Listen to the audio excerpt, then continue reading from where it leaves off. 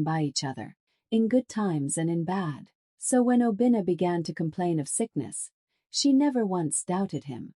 Every morning she rushed through her own routine just to make sure he was comfortable before she left for work. After work, she would pick up medicines, groceries, and anything else he mentioned.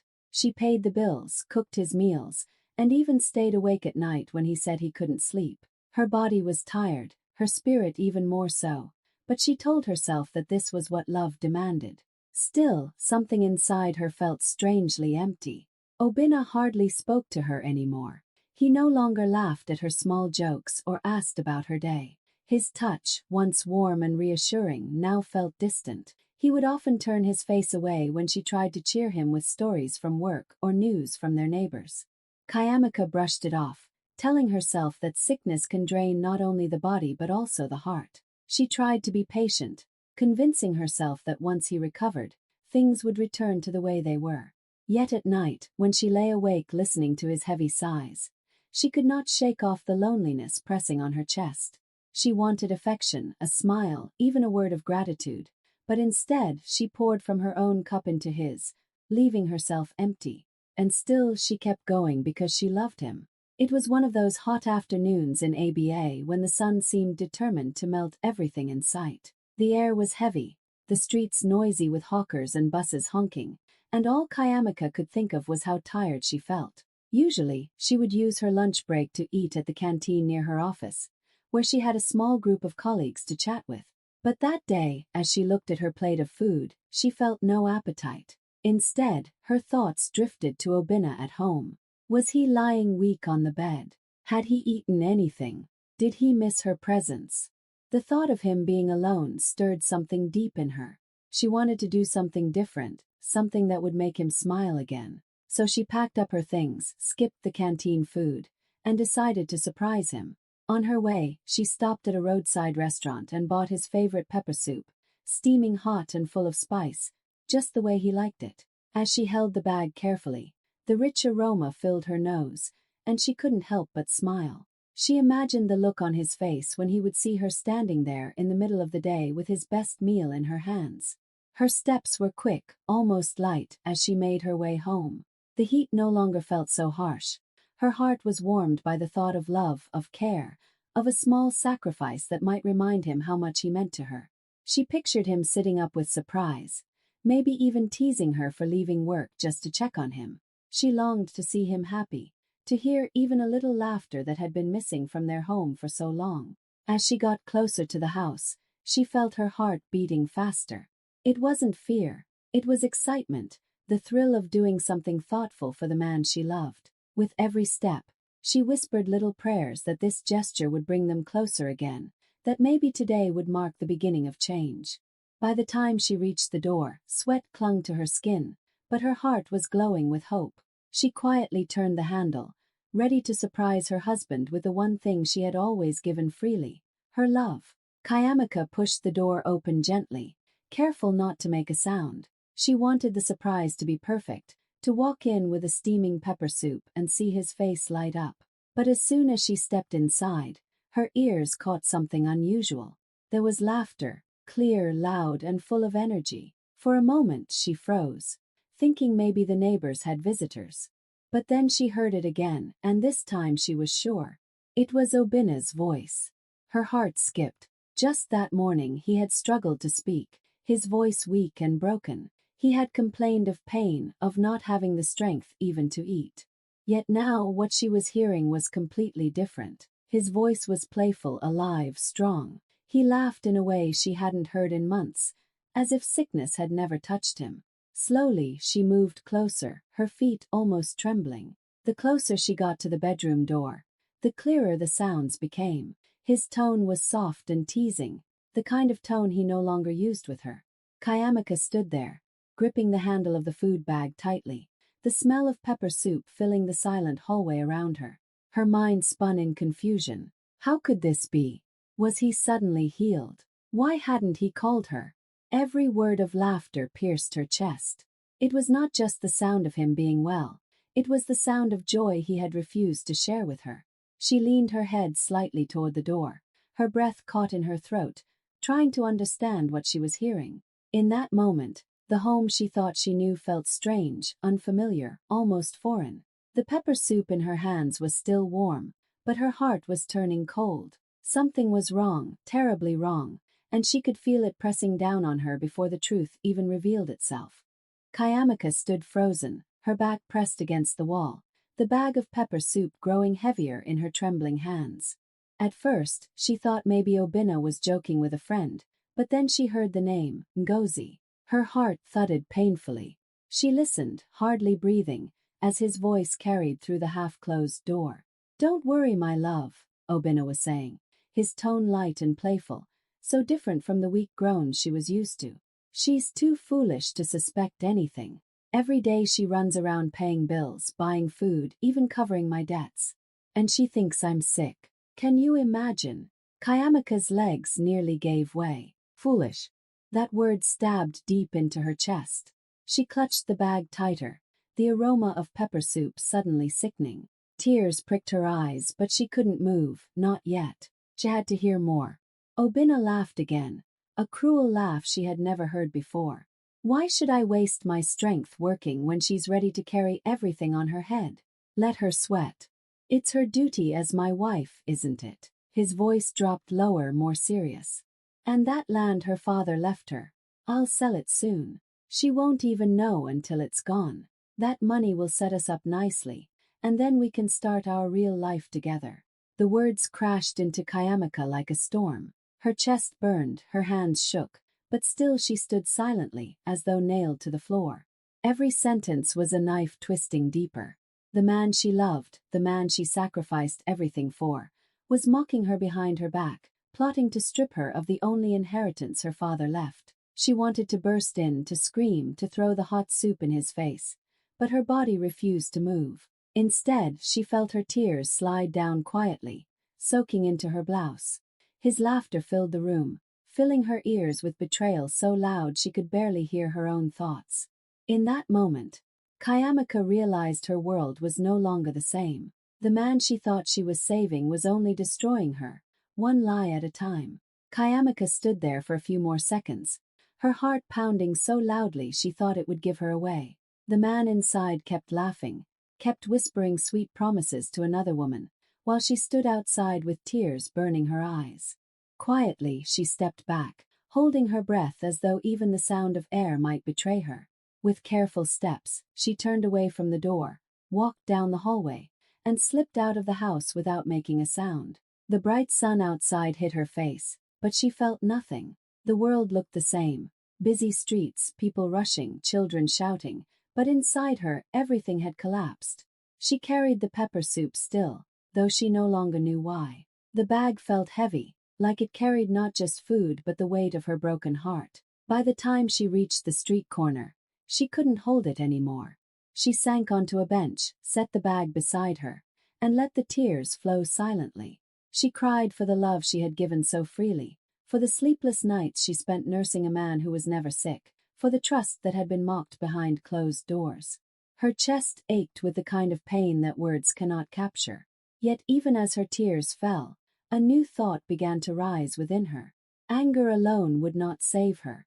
If she screamed, if she confronted him now, he would twist her words, laugh in her face, maybe even make her look like the crazy one. No, she could not give him that power. Kayamika wiped her cheeks with the edge of her scarf, breathing deeply. She thought of her father's land, the only piece of legacy he left her. She thought of her mother's voice telling her, "A wise woman does not fight in the open, she wins in silence." Slowly, she straightened her back. She was hurt, yes, but she was not defeated. Her resolve grew stronger with every passing second. She would not let Obina strip her of everything she had worked for. She would not let him laugh at her foolishness any longer. He would not even know that she had heard the truth. Instead, she would wait, she would plan, and when the time came, he would face the consequences of his deceit. With quiet determination, Kayamika stood up, left the forgotten pepper soup on the bench, and walked away. Her tears had fallen, but her mind was clear. She was no longer just the devoted wife. She was a woman preparing for a battle she refused to lose. That evening, after hours of walking aimlessly to calm her racing mind, Kayamika finally called the one person she trusted completely, her cousin Kalechi. He was younger than her, still building his name as a lawyer, but he had a sharp mind and a good heart. When he heard the tremble in her voice, he didn't ask too many questions. He simply said, "Come over. We'll figure this out together." Sitting in his small office the next day, Kayamika poured everything out: the sickness that was never real, the phone call she overheard, the land her father left, and the cruel words that still rang in her ears. Kalechi listened carefully, his eyes narrowing with every detail. When she was done, he leaned forward and said, "If he's planning this much, then I'm sure he has already done more. We need to check." What started as a painful confession turned into a quiet investigation. Kalechi began digging into records, using the skills he had picked up in law school and at his internship. Together, they checked the bank accounts, property files, and even the small loans Kayamika never knew existed. Each discovery cut her deeper. Obinna had been borrowing money in her name, signing papers as if she had given him permission. He had quietly transferred funds from their joint account to one she didn't recognize. The money she worked so hard for, the savings she thought was safe, had been feeding lies. But the worst came when Kalechi uncovered messages and documents that showed Obinna's promises to Ngozi. He had painted pictures of a bright future with her, talking about building a house, traveling, and living in luxury, all with money that was never his. Kayamika felt her stomach twist as she read the words. Every dream he had sold to Ngozi was built on her sweat, her sacrifices, and her father's legacy. She sat back, her hands trembling as she whispered, "So this is what my love has been funding. A life for another woman." Her voice cracked, but her eyes were steady. Kalechi reached across the table and held her hand. "Don't worry, cousin. He thinks he's smart, but he's not careful. We'll gather everything, and when the time comes, he won't see it coming." For the first time in days, Kayamika felt a spark of strength return to her. The pain was still there, sharp and heavy, but now it had a direction. She was no longer stumbling in the dark. She had the truth in her hands, and soon so would everyone else. Kayamika returned home that night with a calm face, hiding the storm raging inside her. Obinna greeted her with his usual weak cough, lying back on the bed as though his body carried the weight of the world. She looked at him and almost laughed, not out of joy but at the boldness of his lies. Part of her wanted to shout everything she knew, to throw the evidence in his face and watch him crumble. But another part of her, the wiser part, held her back. He didn't deserve the satisfaction of seeing her anger. He deserved something far heavier. The truth revealed before the very people he pretended to respect. With Kalechi's help, she began to plan carefully. They gathered every piece of evidence: the loan papers with her forged signature, the secret transfers, the love messages to Ngozi, even a recording of that cruel phone call she had overheard. Each document felt like a stone in her hands, heavy but powerful. She stored them away, waiting for the perfect moment. She knew Obinna loved to play the victim before his family. He often bragged to his brothers and uncles that Kayamika was dutiful, that she cared for him while he battled illness. She knew it was only a matter of time before he called another family meeting, likely to beg for support or to push for the sale of her father's land. And when that day came, she would be ready. The hardest part was pretending. Each morning, she cooked for him, listened to his fake groans, and even offered words of comfort. Inside, her heart burned, but on the outside, she remained gentle, patient, almost foolish-looking. He thought he had her under his thumb, but she was watching, waiting, sharpening her weapons in silence. At night, when he slept, she and Kalechi worked like shadows. They arranged for witnesses, trusted relatives who had seen the transfers, neighbors who had overheard his visits from Ngozi. They secured copies of everything, making sure that even if one thing was denied, another would speak loudly. By the time days turned into weeks, Kayamika no longer felt like the broken woman who had left her husband's door in tears. She felt steady, controlled, even powerful. The stage was set. The actor was still playing his role of the weak, sick husband, but soon, in front of his entire family, the mask would fall.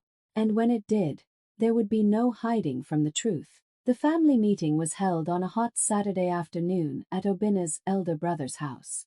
The compound was full, Uncles, aunties, cousins, all gathered to discuss how to raise money for Obina's treatment. Kayamika sat quietly among them, her face calm, her wrapper neatly tied, her hands resting gently on her lap. She looked every bit the dutiful wife, but inside her chest, her heart beat with the weight of what was about to happen. Obina was the center of attention as always, leaning weakly on a chair, coughing now and then for effect. He spoke in a low, pitiful voice. "My brothers, my sisters. The sickness is getting worse. The doctor says I need urgent treatment. The only option now is to sell the land Kayamika's father left. It is the only way." He glanced at Kayamika as if expecting her to nod in agreement, as she always did. But this time she raised her head slowly, her voice steady and clear. "Before we talk about selling anything, there is something everyone needs to hear." The room went silent. All eyes turned to her. Obina shifted uneasily, forcing another cough. Kayamika reached into her bag, pulled out her phone and pressed play. Instantly, Obina's laughter filled the room. Strong, vibrant, and mocking, his voice played over the speaker, calling her foolish, bragging about faking sickness, confessing plans to sell the land and build a new life with Ngozi. Gasps filled the room. Aunties covered their mouths. Uncles exchanged shocked glances. Some even shook their heads in disbelief. Obina jumped to his feet, suddenly forgetting his weakness. "It's a lie. She is twisting things," he shouted, but the evidence was too clear. Kayamika remained calm, her eyes steady on him. She handed copies of the loan documents and bank transfers to Kalechi, who distributed them to the elders. "Here are the loans taken in my name," she said softly. "Here are the transfers he made. Here are the promises to Ngozi, written in his own words." The room erupted. Relatives scolded him, voices rising in anger. "You deceived us," one uncle thundered. "You wanted to sell land that was not yours," another accused. Even Ngozi, who had been sitting quietly in a corner, slipped out of the compound, her face burning with shame. Obina's act had crumbled. The mask was gone, and standing before everyone, Kayamika was no longer the quiet, gullible wife they thought she was. She was the woman who had brought truth into the light. After the shocking revelations at the family meeting, Obina's world began to crumble almost immediately. Relatives who had once praised his suffering now turned against him. His elder brother scolded him sharply for deceiving the family, while aunts and cousins shook their heads in disbelief, calling him a fraud and a liar.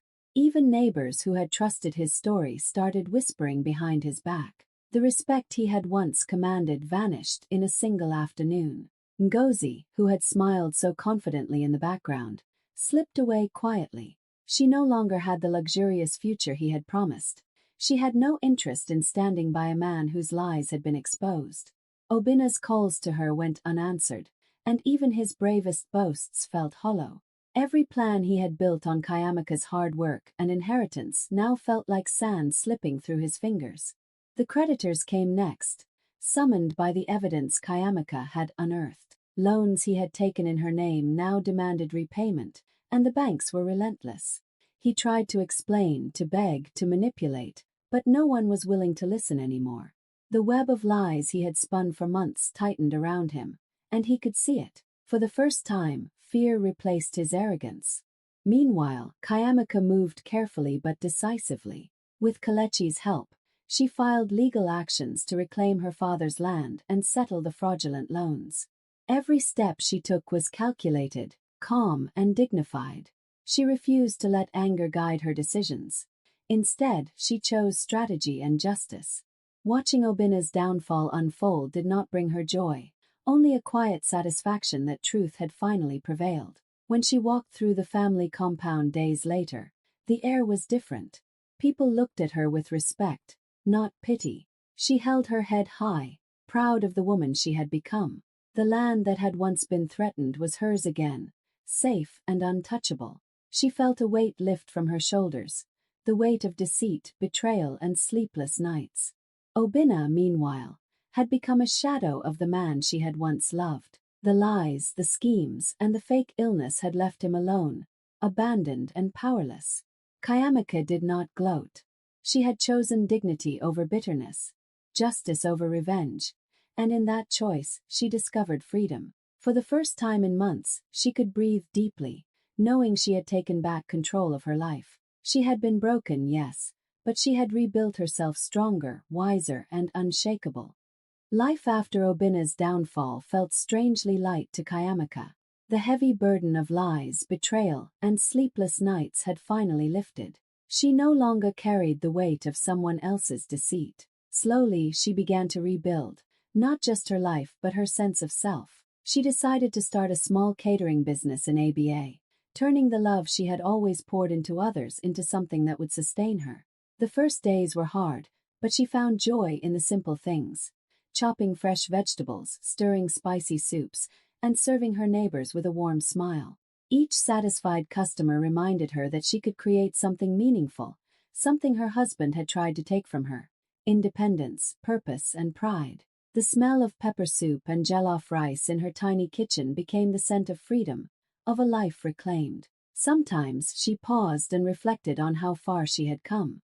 At noon, she thought, I came home to check on my sick husband. By evening, I discovered the strength I never knew I had. That strength had been inside her all along. It had only needed the right moment to show itself. She realized that betrayal, pain, and disappointment could either break a woman or awaken her. She had chosen the latter. Kayamika now often spoke to friends and younger women, sharing her story without shame. She encouraged them to pay attention to the signs, to trust their instincts, and to never let anyone undermine their worth. Life could be unfair, but strength, courage, and dignity were always within reach. As she looked out at the bustling streets of ABA from her small shop, she smiled. She was no longer just a wife or a caretaker. She was a woman reborn, unstoppable.